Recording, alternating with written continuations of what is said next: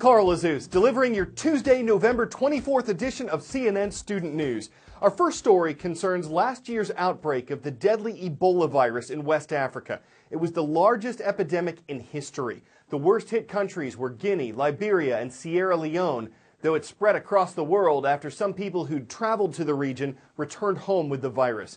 Since last year, Ebola has killed more than 11,300 people, and it's not completely contained. Liberian health officials just confirmed 3 new cases. A new report by international health experts suggests the outbreak wouldn't have been as bad if the World Health Organization had sounded the alarm sooner. The group is part of the United Nations. It aims to monitor and protect people's health worldwide. It was accused of waiting until last August to declare the outbreak a public health emergency when it allegedly knew Ebola was out of control in the spring. The director of the Harvard Global Health Institute, which contributed to the report, says the cost of the UN organization's delay was enormous. The World Health Organization responded by saying it welcomed the report, that some of the report's recommendations were already being put in place, and that the tide has been turned against the outbreak. French investigators are piecing together clues of what led up to the November 13th terrorist attacks in Paris. They haven't yet identified all 7 of the ISIS terrorists who were killed, but officials believe that 3 of them entered France as refugees. As many as 10,000 police officers and 6,500 soldiers have been deployed across the French capital. Brussels, Belgium remains under that nation's highest terror threat level. At least 1 suspect there has been charged in connection with the Paris attacks. Others are being detained for further questioning. Meantime, international airstrikes against ISIS targets in Iraq and Syria continue. Are they having an impact? It has been more than a year since the coalition airstrikes began in Iraq and Syria. So now, where do we stand in the fight against ISIS? The first airstrikes against ISIS began August 8, 2014. The U.S. Defense Department says since then more than 8,000 airstrikes have hit Iraq and Syria. Almost 2/3 of those have been launched by the United States at a cost of nearly $5 billion. Targets include oil refineries, pipelines, buildings, armored vehicles, tanks, and fighting positions. The targets are strategic, designed to weaken ISIS both militarily and financially by destroying the oil infrastructure that enables ISIS to sell oil on the black market. There are now 65 coalition partners, but not all of them are engaged in combat. Only 9, including the United States, are actually involved in airstrikes against ISIS. At the start of the bombing campaign, the CIA said there were as many as 30,000 ISIS fighters. The CIA has yet to update those numbers. ISIS considers itself a state and is setting up governments in captured cities like Raqqa in Syria and Ramadi and Mosul in Iraq. ISIS has also made significant gains in Libya and Egypt. And then there's the question of loyalties. In Syria, there's President Bashar al-Assad on one side and ISIS on the other, with a number of rebel factions in between, whose loyalties can be very difficult to figure out. The U.S. has spent hundreds of millions of dollars training moderate Syrian rebels with little to no success. Drone strikes have killed several high-value ISIS leaders in the region, including Hafiz Saeed, the ISIS leader in Afghanistan and Pakistan, and Mohammed Emwazi, also known as Jihadi John, who was killed in November. But now ISIS is entering a dangerous new phase in response to coalition advances, launching external operations in which European nationals train and fight alongside ISIS fighters to carry out attacks like the one in Paris. And now they're threatening more. ISIS has also claimed responsibility for taking down a Russian passenger plane in Egypt in October. An attack, it says, was in retaliation for Russian airstrikes in Syria. Those airstrikes are not being launched in coordination with the United States because the 2 nations disagree on whether Bashar al-Assad should stay in power. Yet another sign of just how complicated this fight is amidst the chaos.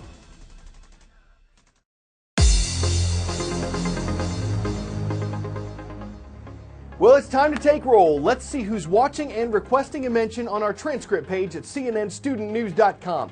In southeast Minnesota, you'll find the city of Eagan. You'll also find the Wildcats on the prowl at Dakota Hills Middle School. Moving southwest to Grand Island, Nebraska, the Islanders are there. Hello to Grand Island Senior High School. And in the northern German city of Hamburg, it's great to have the International School of Hamburg watching CNN Student News. I think it's just surprising that the first accumulating snowfall we've had has been so bad. Usually, you know, the first one doesn't even stick. But this one did. The first significant snowfall of the season has hit the northern U.S., and while seeing snow in the north is like seeing sand at the beach, what's different this time around is that some spots saw several inches relatively early in the season. These are scenes from southern Wisconsin. A different kind of weather event just brought snow to folks in northwestern Michigan, northeastern Ohio, and northwestern New York. One thing they all have in common, besides northern latitudes, they're near one of the Great Lakes, so they're no stranger to lake effect snow. Let's talk about lake effect snow. As a boy growing up in Buffalo, New York, I knew it as a day off school. My dad knew it as a day he may not get home from work because it was just snowing too hard.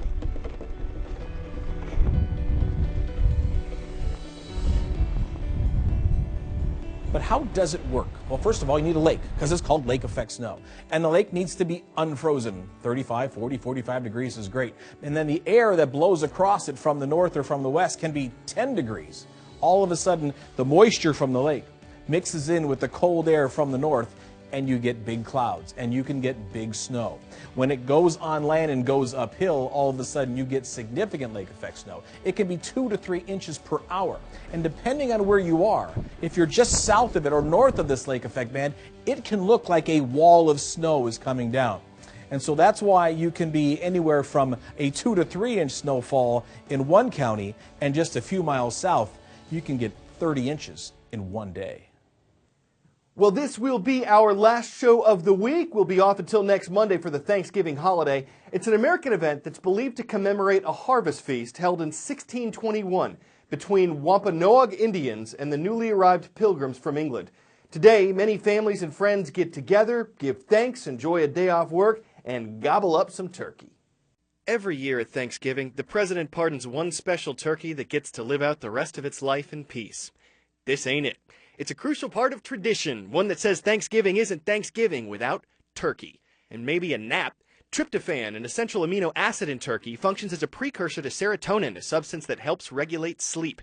And if your feasting leads to sleeping, you might dream of smoked turkey, stuffed turkey, roasted turkey, fried turkey, turkey sandwiches, turkey dogs, turkey legs, turkey bacon, turkey jerky. It doesn't matter as long as it's on the table and you're not a vegetarian.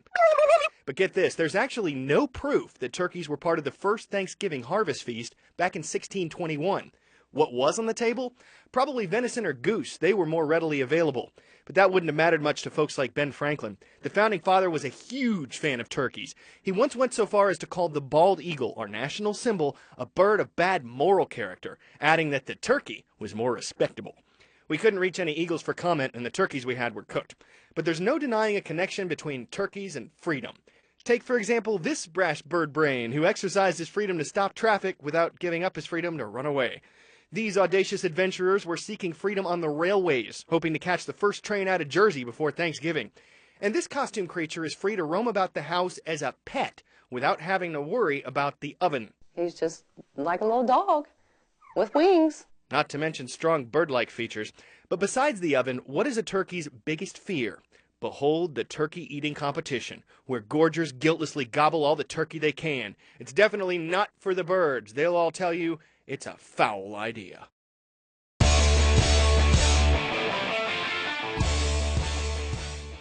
Before we go, as if singing in front of a crowd isn't hard enough.